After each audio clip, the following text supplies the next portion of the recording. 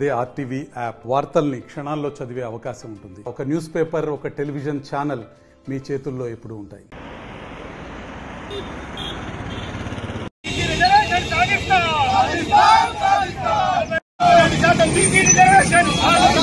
Petrol అవసరమని కదా మీకు అని అది కింద పోయి అది కష్టం. ఇప్పుడు అది లేస్తా చూడు, భగవాన్ లేస్తా చూడు.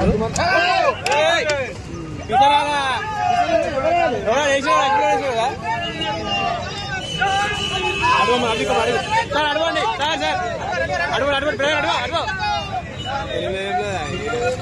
సార్, అడవైపోండి.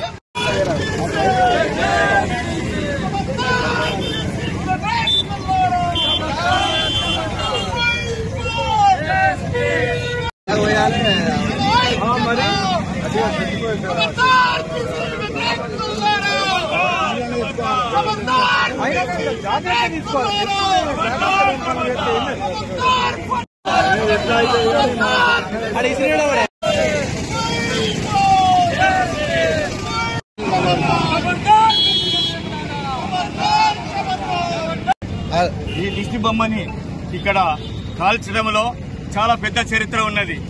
మరి దిష్టి బొమ్మ ఎవరిది? ఇది యాంటీ రిజర్వేషనిస్టులు. మరి వాస్తవాలు చెప్పాలంటే 1985 నుంచి కూడా మేము చూస్తా ఉన్నాం. ఈ అగ్రవర్ణాల్లో కొంతమంది మాత్రమే, అంటే రెడ్డిలు కావచ్చు, రావులు కావచ్చు, ఇంకెవరైనా కావచ్చు, ఆనాడు 85లో చేసినట్టు ఉద్యమం ఏదైతే ఉన్నదో ఈపీసీగా తీసుకొచ్చిన రిజర్వేషన్ ని కూడా ఆనాడు బీజేపీ వాళ్ళు వ్యతిరేకించడం జరిగింది. విద్యార్థులు రెచ్చగొట్టిండ్రు, ఎంతోమంది జీవితాలను నాశనం చేసిండ్రు. మళ్లీ అదే చూస్తున్నాం 40 సంవత్సరాల తర్వాత కూడా.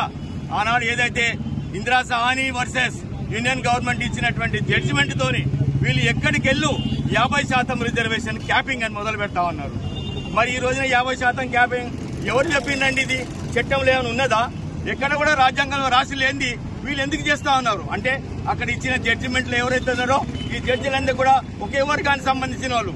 ఇంకా విషయం చెప్తామంటే, ఈ రోజున అది పక్క పెట్టి గొంతెత్తి అలా దేశమంతా కూడా బీసీలో రిజర్వేషన్ కావాలని అడుగుతా ఉంటే వీళ్ళు ఈడబ్ల్యూఎస్సీ పట్టుకుని వచ్చింది. చెప్పండి, ఆనాడు కూడా జరిగిన ఇదే అన్యాయం. అప్పుడు కూడా ఈడబ్ల్యూఎస్ పట్టుకొస్తే ఆ ఈడబ్ల్యూఎస్ నుంచి ఇవ్వద్దని చెప్పేసి హైకోర్టులో ఇచ్చిన జడ్జిలు కూడా కొట్టివేయడం జరిగింది. మరి దాన్ని మనం చూస్తా ఉన్నాం. ఎవరైతే 9 మంది జడ్జిలతోని ఈడబ్ల్యూఎస్సీ కొట్టేసిన తర్వాత కూడా రాజ్యాంగ సవరణ చేసి ఈ రోజున మోడీ ప్రభుత్వం గారు వాళ్ళకి ఈడబ్ల్యూఎస్సీ రిజర్వేషన్ తీసుకొచ్చింది. మరి ఇన్ని సంవత్సరాల నుంచి మేము గొంతెత్తి అడుగుతా ఉంటే మరి ఈ రోజున రాజ్యాంగ సవరణ ఏదైతే చేయాల్సిన అవసరం ఉందో ఆ ఆర్టికల్ 9 ప్రకారము, షెడ్యూల్ 9 ప్రకారము వాళ్ళు ఎందుకు చేయట్లేదని కూడా ఈ రోజున ప్రజలు అడుగుతా ఉన్నారు. అంటే హిందువులు ఒక్కటే అని చెప్తా ఉన్నారు. ఏక్ దేశే, ఏక్ నారీయే, ఏకీ ఆవాజే అని చెప్తున్న వాళ్ళు అన్ని డబుల్ మీనింగ్లే, అన్ని డబుల్ స్టాండర్డ్సే. ఈ రోజున మనం చూసా ఉన్నాం.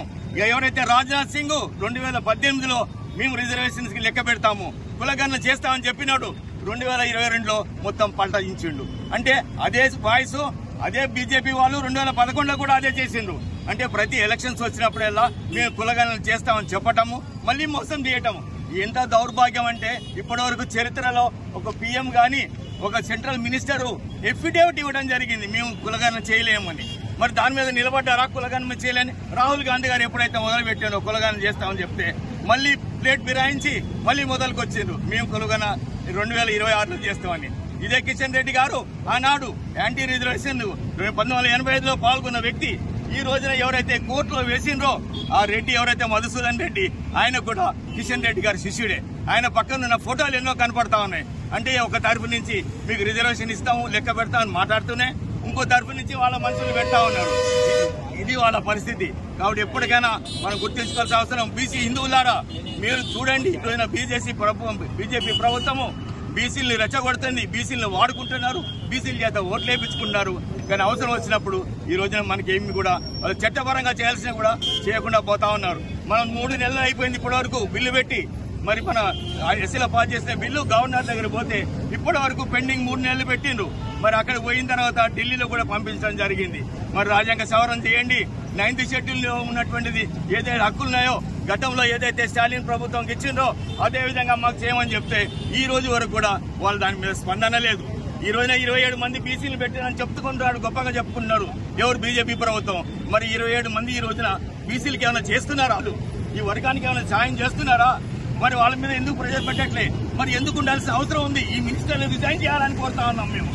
మరిన్ని వీడియోస్ కోసం ఛానల్ ని సబ్స్క్రైబ్ చేయండి, లేటెస్ట్ అప్డేట్స్ కోసం వాట్సాప్ ఛానల్ ని ఫాలో చేయండి అండ్ లింక్ డిస్క్రిప్షన్ లో ఉంది.